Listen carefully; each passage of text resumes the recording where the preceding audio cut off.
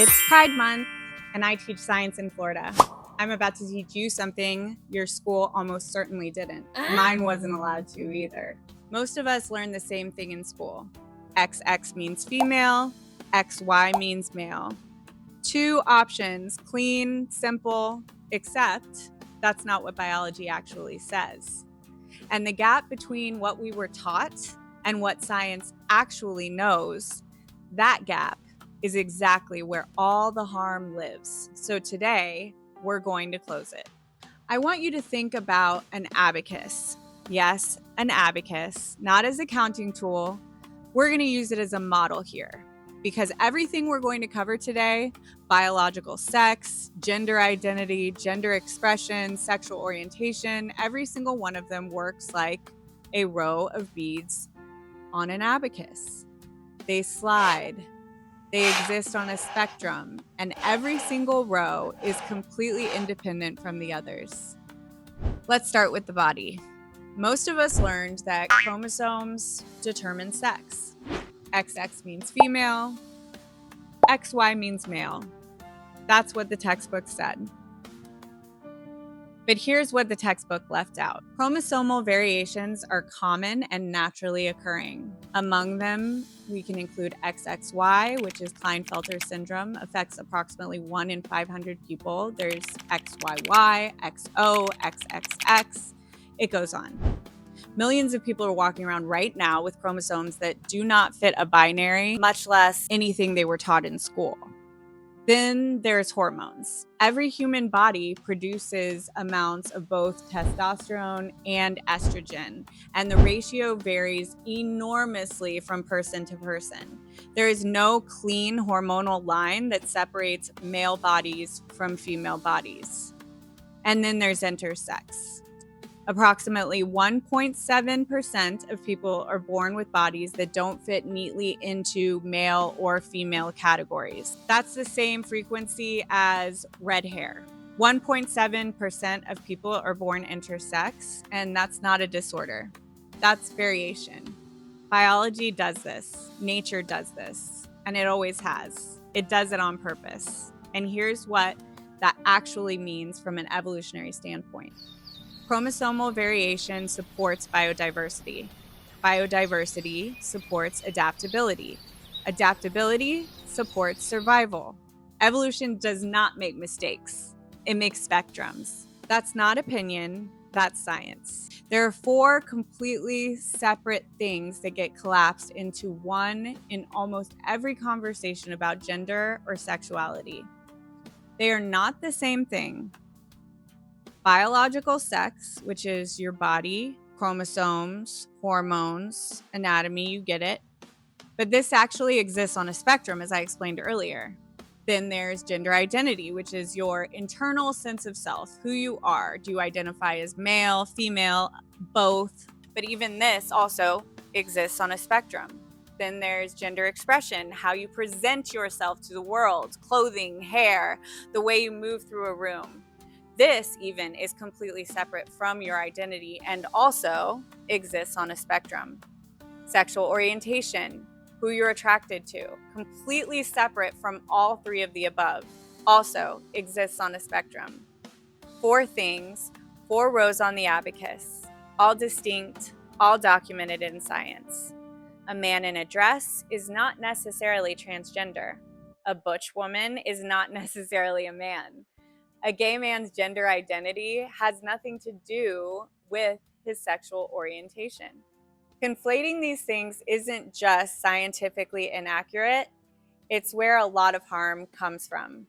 Because the politics, the people, got in the way. In 1948, Alfred Kinsey published research based on interviews with tens of thousands of people, showing that sexual orientation exists on a continuum. Same-sex behavior has been documented in over 1,500 animal species, and it serves evolutionary purposes: pair bonding, social cohesion, population management. Homosexuality is not at all unnatural. It is found all throughout nature, consistently, constantly, everywhere. Same-sex behavior documented in, like I said, over 1,500 animal species. However, homophobia has only been documented in one. In 2019, the World Health Organization removed gender incongruence from its list of mental health disorders. Being transgender is not a mental illness. This is the global medical consensus. The American Academy of Pediatrics, the APA, the AMA, every other major medical body around the world is in agreement on this. And then there's the number that should end every argument about whether any of this belongs in schools or not. According to the Trevor Project, transgender and non-binary youth whose pronouns are respected by at least one person in their life attempt suicide at half the rate of those who do not have a person respecting their pronouns. Half. That's not a diversity initiative. That's a life-saving intervention. And it costs us nothing but a basic human decency. LGBTQ plus youth who have at least one accepting adult in their lives are 40% less likely to attempt suicide. One adult, 40%. That number should be on the wall of every school board meeting where anyone is arguing that this topic is inappropriate for children. And for anyone who still thinks that this is a modern Western invention, let me be very clear.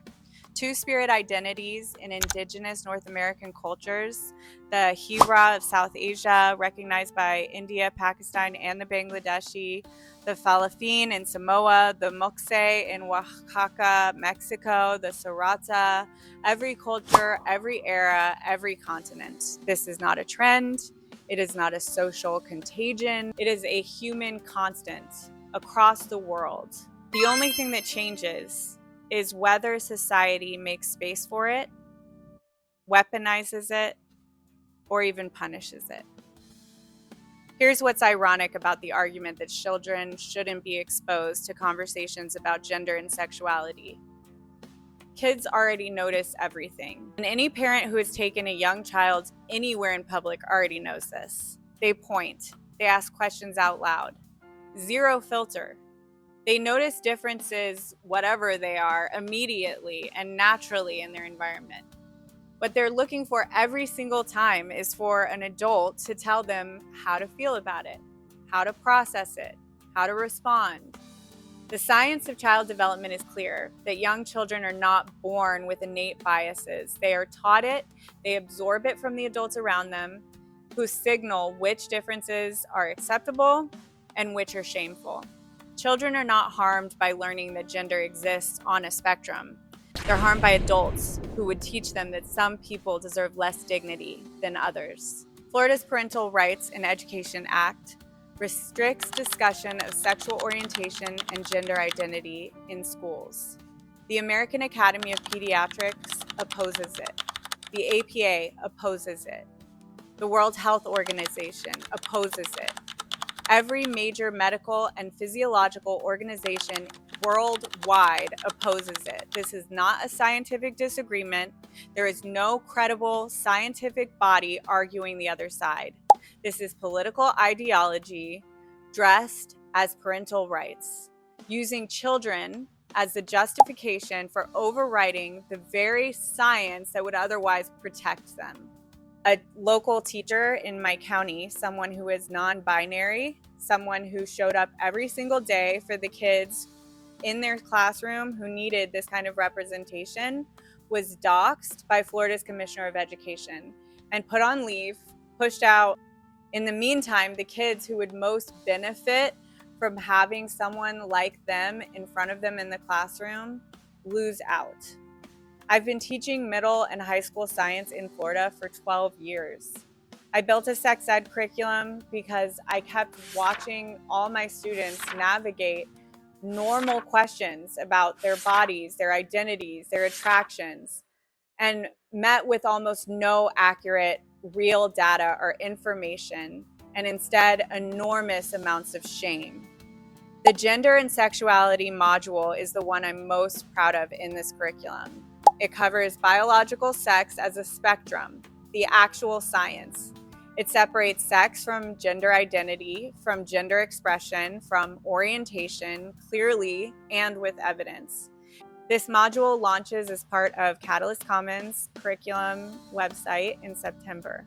It covers biological sex as a spectrum, which is the actual science, and it separates sex from gender identity, gender expression, and sexual orientation. It includes real data from the Trevor Project on what affirming environments can actually do for LGBTQ plus youth survival.